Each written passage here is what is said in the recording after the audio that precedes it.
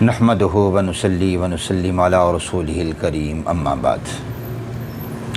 میرے معزز محترم بھائیوں، بزرگوں اور دوستوں، شمائل ترمذی حدیث نمبر 7 کا درس سماعت فرمائیں گے۔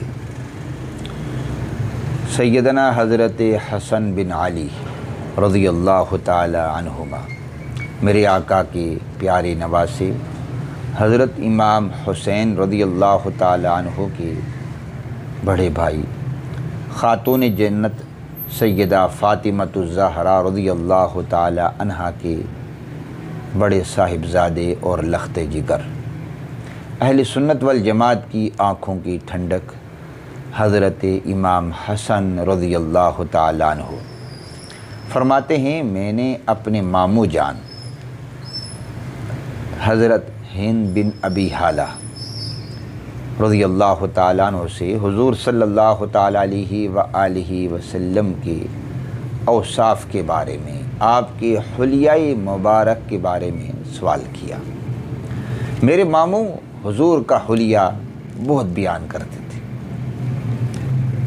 تو میں نے کہا مجھے آپ بتائیں، آپ مجھے بیان کریں تاکہ اتعلق بہا، میں حضرت کا وہ حلیہ سن کر ذہن نشین کر لوں اور پھر آئندہ نسلوں تک پہنچاؤں، دوسرے لوگوں کو بھی بتاؤں، اور یہ بھی کہ خود بھی عمل کروں۔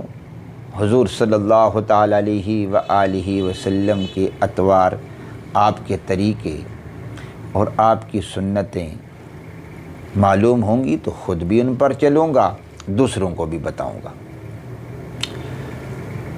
ان کے ماموں نے فرمایا، حضرت حسن رضی اللہ تعالیٰ عنہ کے ماموں ہند بن ابی حالہ فرماتے ہیں، حضور صلی اللہ تعالیٰ علیہ وآلہ وسلم فخمن مفخما، فخمن مفخما کا معنی بیان فرمایا گیا ہے کہ آپ اپنی ذات کے اعتبار سے بھی عظیم، لوگوں کے ہاں بھی عظیم المرتبت تھے، ذاتی صفات کے اعتبار سے بھی لوگوں کے ہاں بھی آپ صلی اللہ تعالی وسلم عظیم تھے، یعنی باطنی خوبیاں اور ظاہری خوبیاں دونوں آپ صلی اللہ تعالی وسلم آپ ان سے متصف تھے۔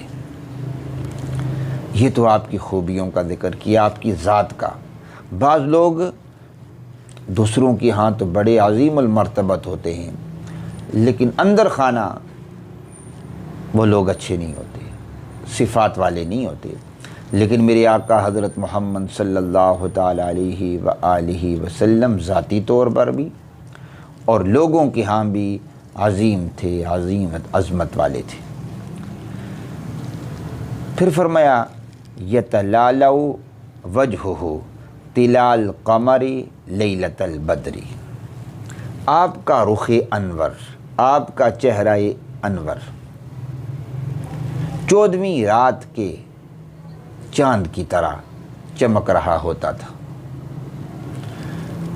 یہ حضرت ہند حضور صلی اللہ تعالیٰ علیہ وآلہ وسلم کے رخ انور، چہرہ مطہر کا بتاتے ہیں۔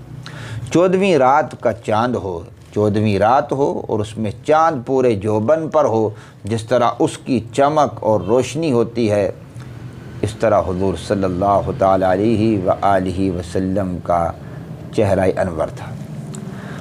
بعض لوگوں نے اپنے انداز میں کہا ہے کہ حضور صلی اللہ تعالیٰ علیہ وآلہ وسلم کا چہرہ انور 14ویں رات کے چاند کا ٹکڑا تھا، اور بعضوں نے کہا ہے یوں لگتا تھا جیسے آپ صلی اللہ تعالیٰ علیہ وآلہ وسلم کے چہرہ انور سے روشنی نکل رہی ہو۔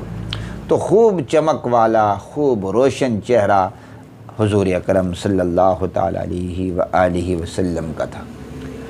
قد مبارک پہلے ذکر ہو چکا ہے، درمیانہ تھا، درمیانے سے کچھ درازی کی طرف تھا، اور پست نہیں تھا، پست قد نہیں تھا۔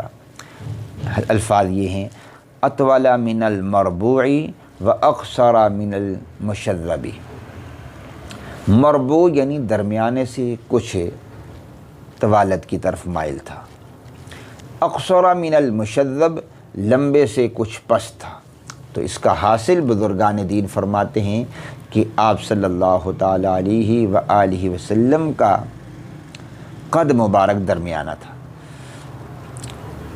عظیم الحامہ تھی، حامہ کہتے ہیں کھوپڑی کو، یہاں مراد سر ہے۔ عظیم الحامہ تھے، سر مبارک بڑا تھا۔ اس کا ذکر پہلے آپ سن چکے ہیں کہ آپ صلی اللہ تعالی علیہ وآلہ وسلم کا سر مبارک بڑا تھا۔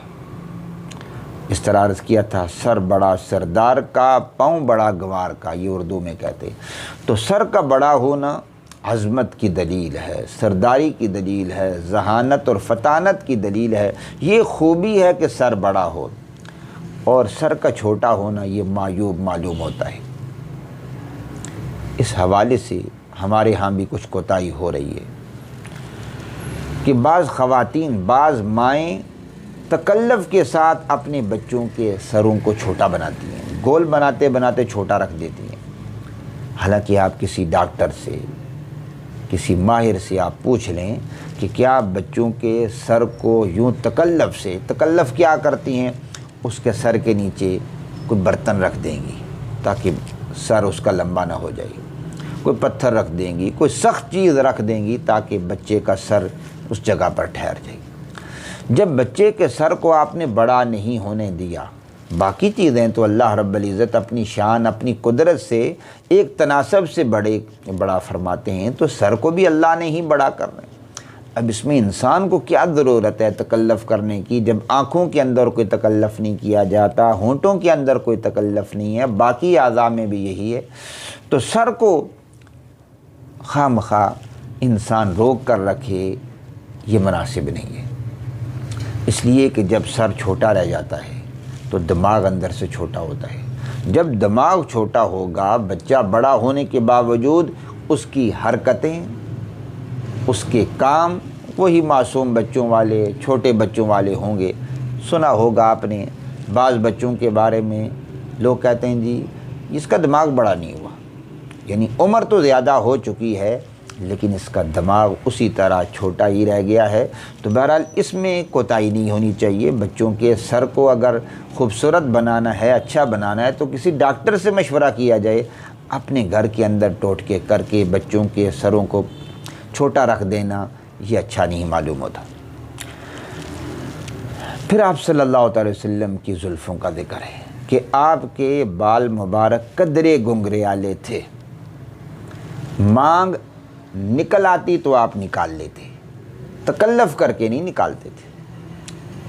یہ ابتدا میں تھا کہ ابتدا میں آپ صلی اللہ تعالی علیہ وآلہ وسلم مانگ نکالنے میں تکلف نہیں کرتے تھے، سر کے بالوں میں جو مانگ نکالی جاتی ہے۔ لیکن بعض میں آپ صلی اللہ تعالی علیہ وآلہ وسلم باقاعدہ مانگ نکالتے تھے۔